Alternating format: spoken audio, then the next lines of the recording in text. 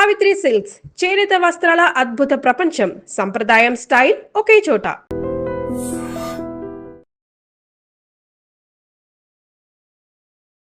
అందరికీ నమస్కారం. శ్రీ తిరుమల తిరుపతి దేవస్థానంలో మనం ఉన్నాము. తిరుమల తిరుపతి దేవస్థాన ప్రధాన అర్చకులు వేణుగోపాల దీక్షితులు గారితో మనం ఈరోజు ఉన్నాము. ఎంతో మంది ఎంతో ప్రాణప్రదంగా కొలిచే స్వామివారి గురించి కొన్ని ధర్మ సందేహాలు స్వామివారిని అడిగి తెలుసుకుందాము. నమస్కారం స్వామి. నమో వెంకటేశాయ. స్వామి, చాలామంది కూడా బాలాజీ అన్న, శ్రీ వెంకటేశ్వర స్వామి అన్న ఉపవాసాలు దీక్షలు చేస్తూ ఉంటారు. శనివారం వచ్చింది అంటే పూజ చేయకుండా ఏదైనా తీసుకునే వాళ్ళు కూడా ఉండరు. మన హైందవ మతంలో అంత సాంప్రదాయాలు ఉన్నాయి. అసలు మన స్వామి కొండ మీద ఎలా వెలిశారు, ఇక్కడికి ఎలా వచ్చారు, మా అందరికి తెలియజేయండి స్వామి. ఓం నమో వెంకటేశాయ. శ్రీ వెంకటాచలాధీశం శ్రీయధ్యాసిత వక్షసం శ్రీచచేతన మందారం శ్రీనివాసం అహం భజే. శ్రీ వైకుంఠ విరక్తాయ స్వామి పుష్కరిణీ తటే రమయ రమమానాయ వెంకటేశాయ మంగళం. శ్రీ వెంకటేశ్వర స్వామివారు కలియుగ ప్రత్యక్ష దైవంగా, కోట్లాది మంది భక్తుల కొంగు బంగారంగా స్వామివారు అనేక కోట్ల మంది భక్తులకు అనుగ్రహాన్ని ప్రసాదిస్తూ, వారందరూ స్వామివారి అనుగ్రహంతో వారి వారి కోరికలు నెరవేరి తిరిగి స్వామివారి దివ్యమంగళ స్వరూపాన్ని తిరుమల క్షేత్రంలో స్వామివారిని దర్శించుకొని పరమ పునీతులవుతూ ఉంటారు. స్వామివారు ఈ కలియుగాంత వరకు భక్తులను రక్షించడానికి భూలోకంలో అవతరించడానికి ముందు మునులు ఋషులందరూ కూడా స్వామివారి వైకుంఠానికి వెళ్ళి శ్రీ మహావిష్ణువును వేడుకుంటారు. స్వామి, కలియుగంలో ధర్మం 3 పాదాల్లో నడుస్తూ ఉంటుంది కాబట్టి కలియుగంలో భక్తులందరికీ రక్షణ కల్పించడానికి తమరు కలియుగాంతం వరకు అవతరించాలని చెప్పి కోరగా, మునులందరికీ స్వామివారు కలియుగంలో నేను అర్చావతార స్వరూపంగా ఆవిర్భవిస్తాను, అట్లా ఆవిర్భవించిన నన్ను ఆరాధించడానికి ప్రత్యేకమైన విధి విధానాలు ఏర్పాటు చేయవలసిందిగా మునులందరినీ కోరుతారు. వచ్చిన మునులు ఋషిపుంగవులందరూ కూడా తమరికి ఆరాధనా విధానాలు ఏర్పరచడం మా వల్ల కాదు, ఏదన్నా లోపాలు జరిగితే మాకు తీరని అపచారంగా మేము భావించాల్సి ఉంటుంది, అందువల్ల తమరే దీనికి ఒక ప్రత్యామ్నాయ మార్గాన్ని సూచించవలసిందిగా శ్రీ మహావిష్ణువుని కోరుకుంటారు. అప్పుడు శ్రీ మహావిష్ణువు యొక్క ఆత్మస్వరూపంలో నుంచి శ్రీ వికనస మహర్షి వారిని ఆవిర్భవింపచేసి వారి ద్వారా శ్రీ వైకానస భగవత్ శాస్త్రాన్ని రచించి ఈ అత్రి, భృగు, కశ్యప మహర్షుల్ని తోడుగా పెట్టుకొని శ్రీ వికనమునీంద్రులు మతానుసారంగా శ్రీ వైకానస భగవత్ శాస్త్రం ప్రకారం స్వామివారికి తిరుమల క్షేత్రంలో ఆరాధనలు ప్రారంభమవుతాయి. అర్చావతార స్వరూపంగా తిరుమలలో ఆవిర్భవించడానికి శ్రీ మహావిష్ణువు వైకుంఠం నుంచి శ్రీ వైకుంఠ విరక్తాయ స్వామి పుష్కరిణీ తటే రమయ రమమానాయ వెంకటేశాయ మంగళం అన్న శ్లోకాన్ని అనుసరించి స్వామివారు వైకుంఠంలో విరక్తి చెంది భక్తులందరినీ రక్షించడానికి కలియుగంలో తిరుమల క్షేత్రంలో ఆవిర్భవించడానికి ముందు తనకి నిత్య సేవకుడైనటువంటి నిత్య సూర్యుల్లో ఒకడైన గరుత్మంతుల వారికి తనకు ఆవాసం ఏర్పరచడానికి తగిన ఏర్పాటు చేయమని కోరగా, వైకుంఠంలోని శ్రీ మహావిష్ణువు యొక్క అత్యంత ప్రీతిపాత్రమైన క్రీడాద్రి పర్వతాలను తీసుకుని వచ్చి ఈ భూలోకంలో మనకి శ్రీ వరాహస్వామి వారి అనుమతితోటి ఇక్కడ ప్రతిష్ఠించడం జరుగుతుంది. ఆ యొక్క క్రీడాద్రి పర్వతాలే నేడు శ్రీ వెంకటాచల పర్వతాలు. ఆ క్రీడాద్రి పర్వతాలను గరుత్మంతుల వారు భూలోకంలో ప్రతిష్ఠించిన తర్వాత పద్మావతి పరిణయార్థమై శ్రీ వెంకటేశ్వర స్వామివారు శ్రీ మహావిష్ణువు భూలోకంలోకి వచ్చి పద్మావతి అమ్మవారిని పరిణయం చేసుకున్న తర్వాత అర్చావతార శాలిగ్రామ శిలాస్వరూపంగా శ్రీ వెంకటేశ్వర స్వామివారు తిరుమల క్షేత్రంలో శ్రీ వరాహస్వామి వారి అనుమతితోటి ఆవిర్భవిస్తారు. అందుకు ముందుగా శ్రీ వరాహస్వామి వారికి ఒక విన్నపం చేసుకుంటారు. కలియుగాంతం వరకు భక్తులను రక్షించడానికి తిరుమల క్షేత్రంలో నేను ఉంటాను, దానికి మీరు స్థలం ఇచ్చినందుకు ప్రతిఫలంగా ముందుగా మీకు ఆరాధనలు, ముందుగా మీకు నైవేద్యాలు, పూజలు, శ్రీ వరాహస్వామి పుష్కరిణిలో స్నానం ఆచరించడం, శ్రీ వరాహస్వామి వారిని దర్శించుకున్న తర్వాత నన్ను దర్శించుకున్నచో వారికి సంపూర్ణ వెంకటాచల దర్శన ఫలితం దక్కుతుందని చెప్పి తెలియజేయడం జరుగుతుంది. ఆ ఒడంబడికను అనుసరించి నేటికి కూడా శ్రీ వరాహస్వామి వారికే ముందుగా ఆరాధనలు, నైవేద్యాలు జరుగుతూ ఉంటాయి. కలియుగ ప్రత్యక్ష దైవంగా శ్రీ వెంకటేశ్వర స్వామివారు స్వామి పుష్కరిణికి దక్షిణ నైరుతిలో వెలిసినట్లు ఆగమ శాస్త్రాలు, పురాణాల ద్వారా తెలుస్తుంది. ఈ కలియుగ ప్రారంభంలో భూమండలం కింద ఉన్నటువంటి శ్రీ వెంకటేశ్వర స్వామివారిని అర్చించడానికి గోపీనాథ దీక్షితులు అనే మా వంశ మూలపురుషుడు శ్రీ వరాహస్వామి వారికి ఆరాధన చేసుకుంటూ ఉంటారు.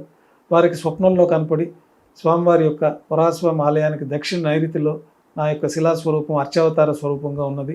దాన్ని తీసి మీరు ఆరాధించవలసిందిగా ఆజ్ఞాపిస్తారు. శ్రీ గోపీనాథ్ దీక్షితుల వారు ఆ యొక్క దక్షిణ నైరుతి భాగంలో చింత చెట్టు కింద ఉన్న పుట్టల కింద ఉన్నటువంటి శ్రీ వెంకటేశ్వర స్వామివారి అర్చావతార స్వరూపాన్ని పాలతో అభిషేకించి వెలికి తీసి శ్రీ వైకానస భగవత్ శాస్త్రం ప్రకారం స్వామివారిని ప్రతిష్ఠించి స్వామివారికి ఆవాసంగా అప్పట్లో ఒక చిన్న పందిరిలాగా ఏర్పాటు చేసుకొని స్వామివారిని ఆరాధించుకుంటూ వస్తూ ఉన్నారు. అట్లా కలియుగాంత వరకు భక్తులను రక్షించడానికి శ్రీ వెంకటేశ్వర స్వామివారిగా తిరుమల క్షేత్రంలో శ్రీవారు ఆవిర్భవించారన్నది మనకి పురాణాలు ఆగమ శాస్త్రాల ద్వారా తెలుస్తూ ఉంది. కృతయుగంలో, త్రేతాయుగంలో, ద్వాపర యుగంలో స్వామివారి యొక్క పరిపూర్ణ అనుగ్రహం పొందాలంటే ఎంతో కఠినమైన తపస్సులు, ఎంతో కఠినమైన యజ్ఞ యాగాదులు చేస్తే కానీ స్వామివారి యొక్క అనుగ్రహం లభించదు. కలియుగంలో ఈ ధర్మం 3 పాదాల్లో ఉంటుంది కాబట్టి సులభంగా స్వామివారి నామ సంకీర్తనతో, స్వామివారి దర్శనంతో యజ్ఞయాగాదులు చేసిన ఫలితాలు కలుగుతాయన్నది మనకి పురాణాల ద్వారా తెలుస్తూ ఉన్నది. స్వామి, అలాగే స్వామివారికి ప్రతిరోజు కూడా ఎలాంటి కైంకర్యాలు జరుగుతూ ఉంటాయి? ప్రత్యేకమైన పూజలు ఏం జరుగుతూ ఉంటాయి స్వామి? తిరుమల క్షేత్రంలో అర్చావతార స్వరూపంగా ఆవిర్భవించినటువంటి శ్రీ వెంకటేశ్వర స్వామివారికి శ్రీవారి ఆలయంలో నిత్యం శ్రీ వైకానస భగవత్ శాస్త్రోక్తమైన విధానంలో నిత్య కైంకర్యాలు, పూజలు నిర్వహిస్తూ ఉంటారు. సుప్రభాత సేవతోటి స్వామివారి యొక్క పూజా కార్యక్రమాలు ప్రారంభమవుతాయి. బంగారు వాకిల్లో వేద పండితులు సుప్రభాత శ్లోకాలు, ప్రపత్తి పఠనం చేస్తూ ఉంటారు. ప్రతిరోజు ఏకాంత సేవలో ఉన్నటువంటి శ్రీ వెంకటేశ్వర స్వామివారి ప్రతిరూపమైనటువంటి భోగ శ్రీనివాసమూర్తి వారిని మేల్కొల్పి వారిని గర్భాలయంలో జీవస్థానంలో వేంచేపు చేసి స్వామివారు భూలోకానికి వచ్చిన మొట్టమొదటిసారిగా గోక్షీరాన్ని ఆహారంగా స్వీకరించారు కాబట్టి ఆ యొక్క ప్రతీకను అనుసరించి స్వామివారికి దారోష్ణమైన గోక్షీరము, నవనీతము నైవేద్యంగా సమర్పించి కర్పూర నీరాజనంతో మనకి విశ్వరూప దర్శనం అంటే సుప్రభాత సేవకు వచ్చిన వారందరికీ దర్శనం ప్రారంభమవుతుంది. వారి యొక్క దర్శనం పూర్తయిన తర్వాత స్వామివారికి తోమాల సేవ ప్రారంభమవుతుంది.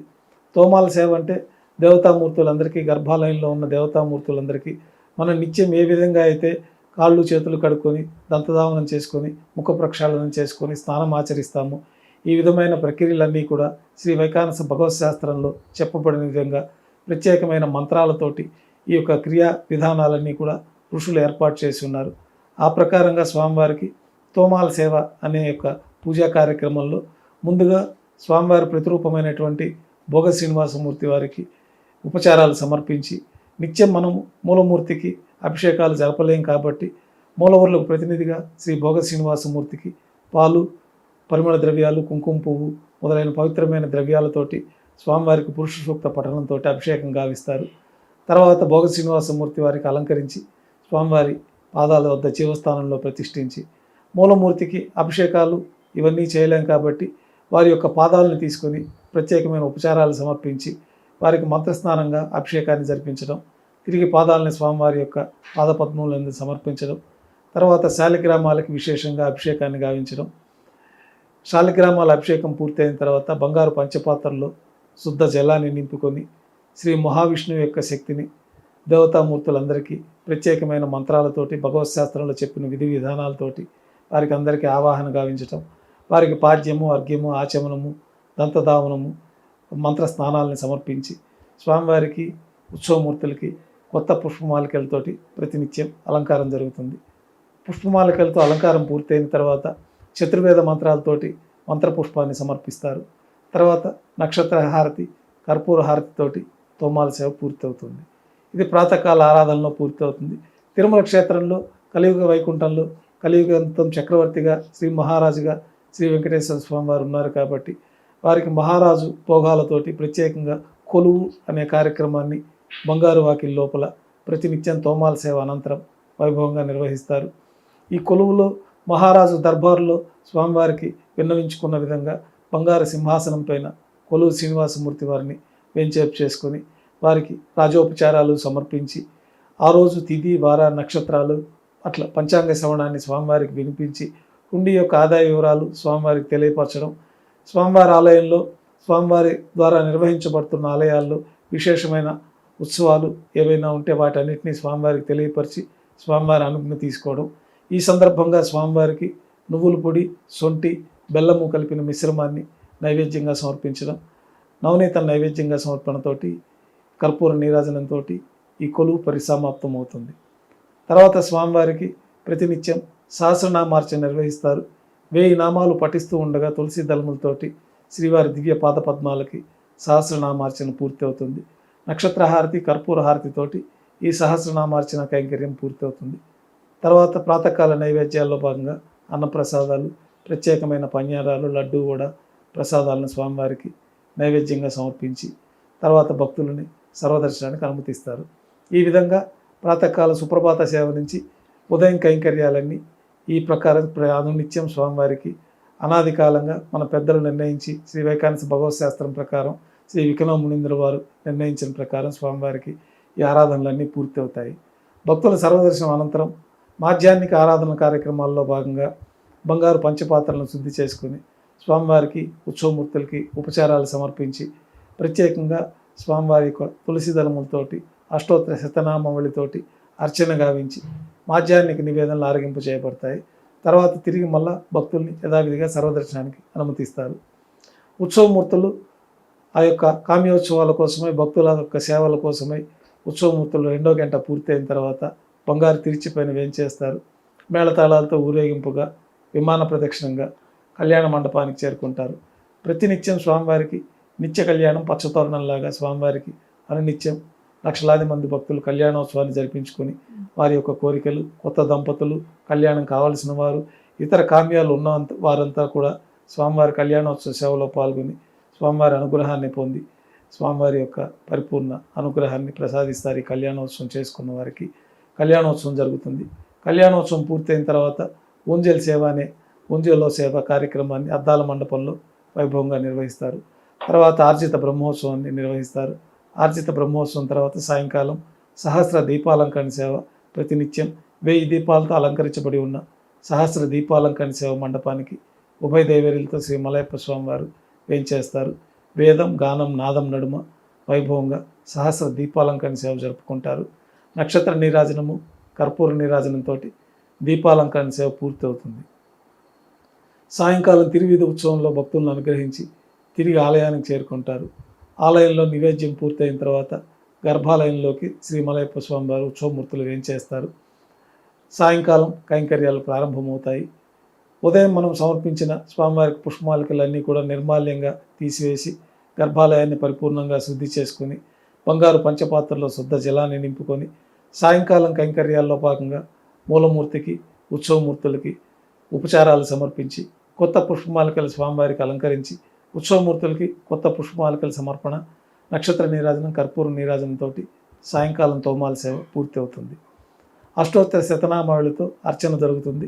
రాత్రి నైవేద్యంలో భాగంగా అన్నప్రసాదాలు, పన్యారాలతో పాటు దోశ కూడా స్వామివారికి నైవేద్యంగా సమర్పిస్తారు. తిరువీస నైవేద్యమైన అర్ధరాత్రి నైవేద్యం కూడా స్వామివారికి సమర్పించిన తర్వాత భక్తులని సర్వదర్శనానికి అనుమతిస్తారు. కొద్ది విరామం తర్వాత స్వామివారికి చివరి పూజ అయినటువంటి ఏకాంత సేవ కోసమై ఏర్పాట్లు చేసుకోవడం జరుగుతుంది.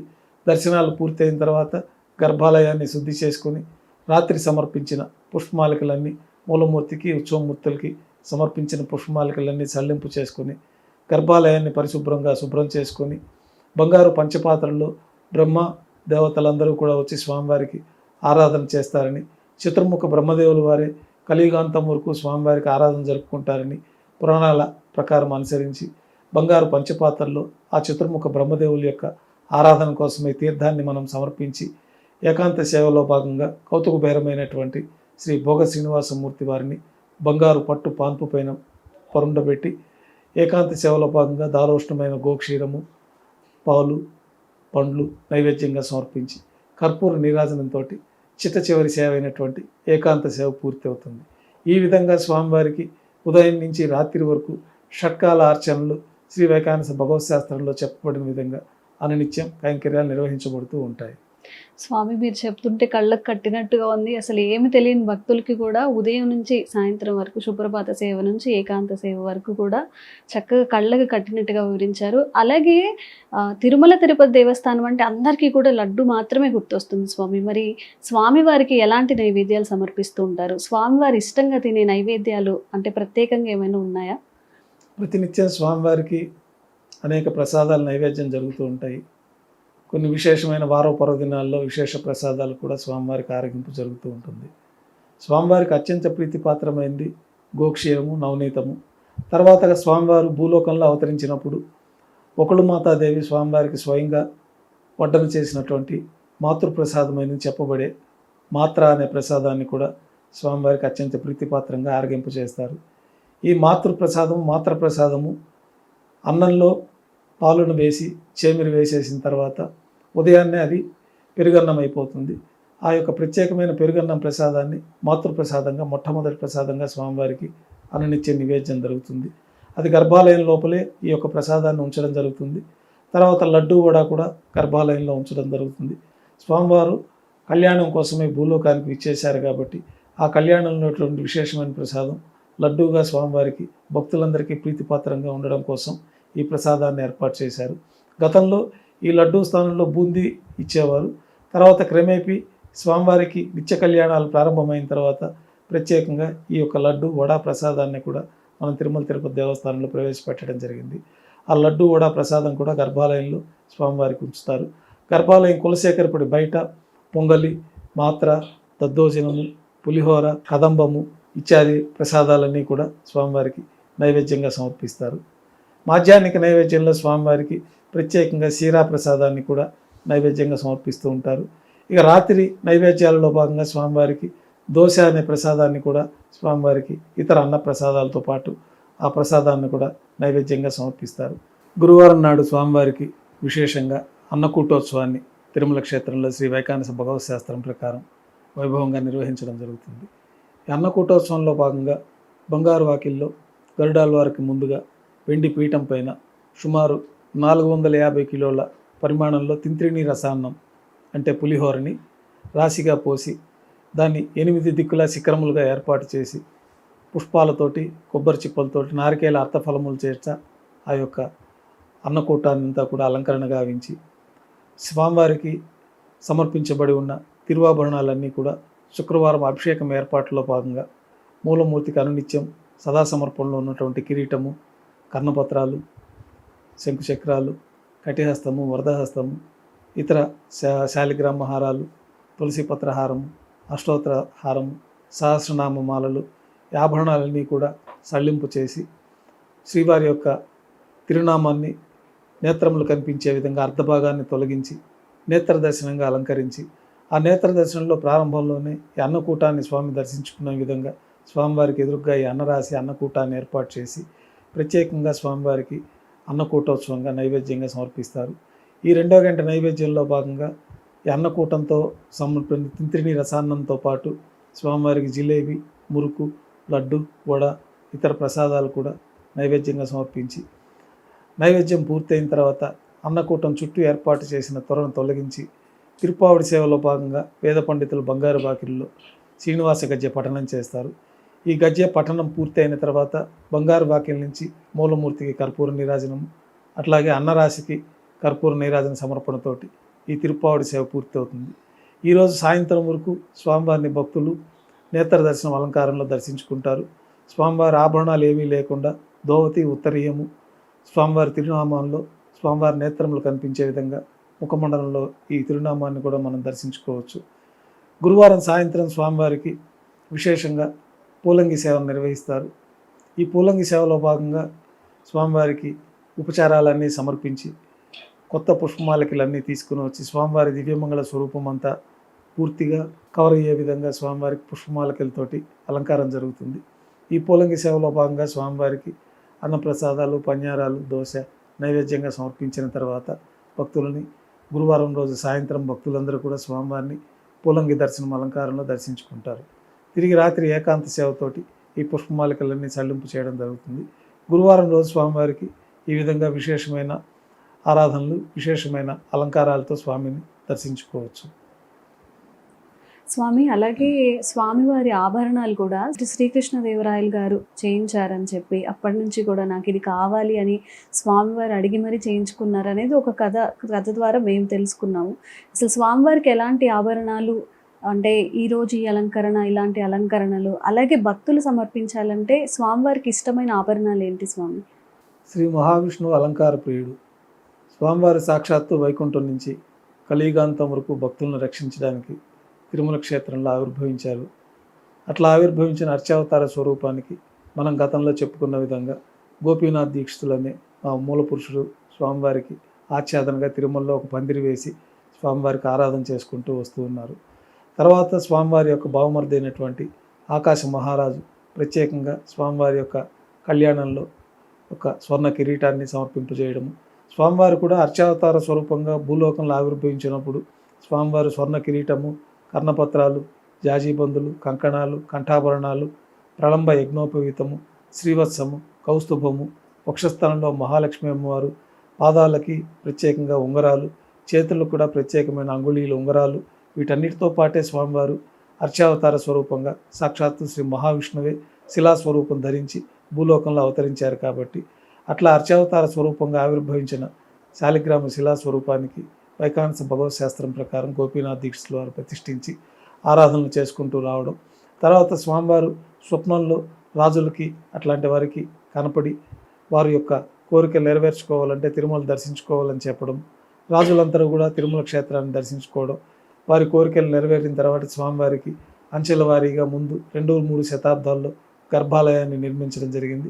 తర్వాత విమాన ప్రదక్షిణాన్ని 6-7 శతాబ్దాల్లో విమాన ప్రదక్షిణం పక్కన ఉన్న సంపంగి ప్రాకారం, తర్వాత రంగమండపం 13వ శతాబ్దంలో 14వ శతాబ్దాల్లో ఈ యొక్క అంచెల వారీగా దేవాలయం అభివృద్ధి చేయడం జరిగింది.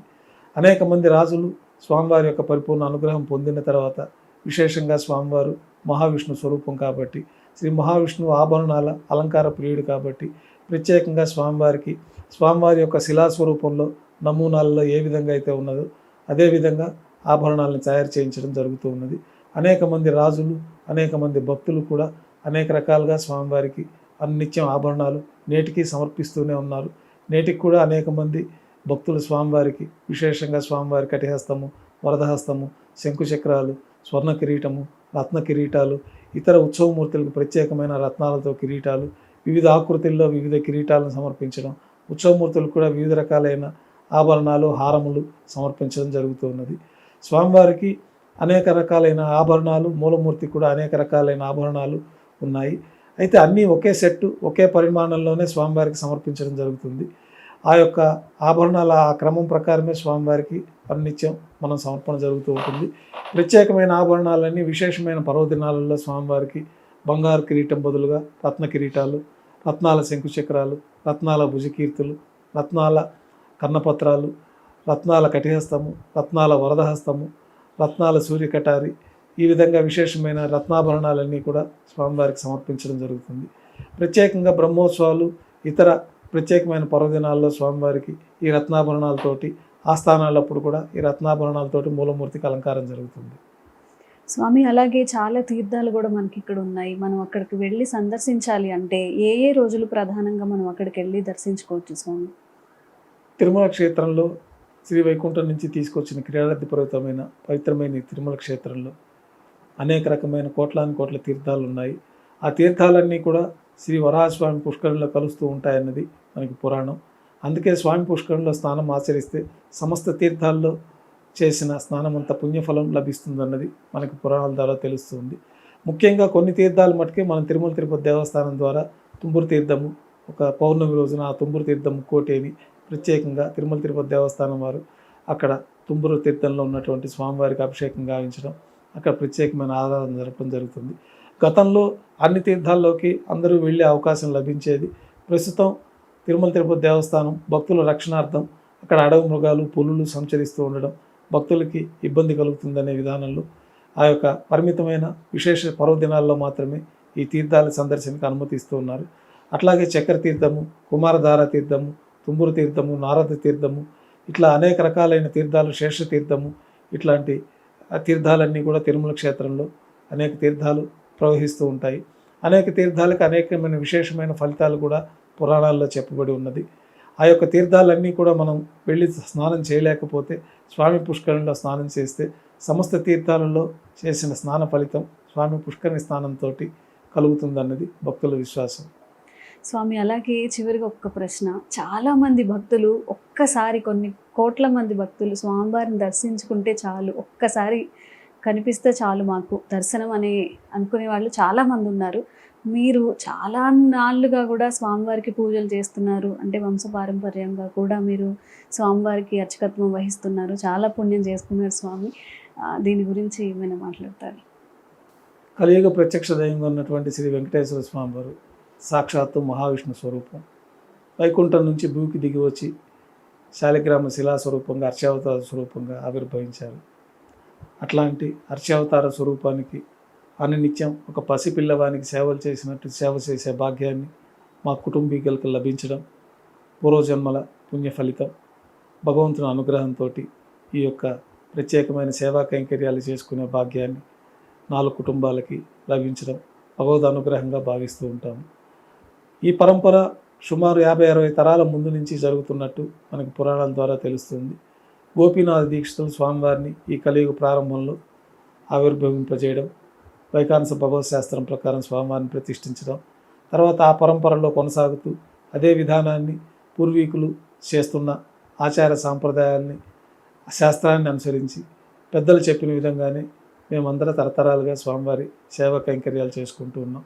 4 కుటుంబాల్లో నేటికి సుమారు 50 మందికిగా వర్ధిల్లి ఈ కుటుంబం అంతా దినదిన ప్రవర్ధమానంగా పెరిగి 50 మంది 4 కుటుంబీకులు నేటికి స్వామివారి కైంకర్యంలో అనునిత్యం ఉదయం సుప్రభాత సేవ నుంచి స్వామివారిని నిద్ర మేల్కొల్పి ఒక తల్లి బిడ్డకి ఏ విధంగా అయితే సేవ చేస్తుందో ఆ విధంగా వైకానస భగవత్ శాస్త్రం ప్రకారం ఆ మంత్ర అనుష్ఠానాన్ని కూడా నేర్చుకొని ఆ విధి విధానాలన్నీ మన పూర్వీకుల ద్వారా నేర్చుకొని స్వామివారికి అనునిత్యం సేవలు చేసే భాగ్యం ఆ తల్లిదండ్రుల జన్మలో కడుపులో మనం జన్మించడం, తద్వారా మనకి ఈ స్వామి సేవా భాగ్యం లభించడం మా పూర్వజన్మ ఫలితంగా మేము భావిస్తూ ఎంతో భక్తి శ్రద్ధలతోటి పెద్దలు చెప్పిన విధి విధానాలు ఆచార సాంప్రదాయాలతోటి అనునిత్యం లోకక్షేమం కోసం స్వామివారిని ఆరాధిస్తూ ఉంటాము. ఇదంతా కూడా చెప్పలేని అనుభూతి మా యొక్క పెద్దల ద్వారా మాకు లభించిన అదృష్టంగా మేము భావిస్తూ ఉంటాము. శ్రీ వైకుంఠ విరక్తాయ స్వామి పుష్కరిణి తటే రమయ రమమానాయ వెంకటేశాయ మంగళం. కలియుగ ప్రత్యక్ష దైవంగా శ్రీ మహావిష్ణువు సాక్షాత్తు శ్రీ వెంకటేశ్వర స్వామి వారిగా కలియుగాంతం వరకు భక్తుల రక్షణార్థం తిరుమల క్షేత్రంలో ఆవిర్భవించారు. అట్లా ఆవిర్భవించిన అర్చావతార స్వరూపానికి సాక్షాత్తు చతుర్ముఖ బ్రహ్మదేవుల వారే ప్రతిరోజు ఏకాంత సేవల స్వామివారికి సకల దేవతలు ఈ యొక్క తిరుమల క్షేత్రానికి వచ్చి తిరుమల క్షేత్రంలోనే సమస్తమైన దేవతామూర్తులందరూ గంధర్వులు, కిన్నెరులు, కింపురుషులందరూ కూడా రకరకాల రూపాల్లో అదృశ్య రూపంలో స్వామివారిని సేవించుకుంటూ ఉంటారు.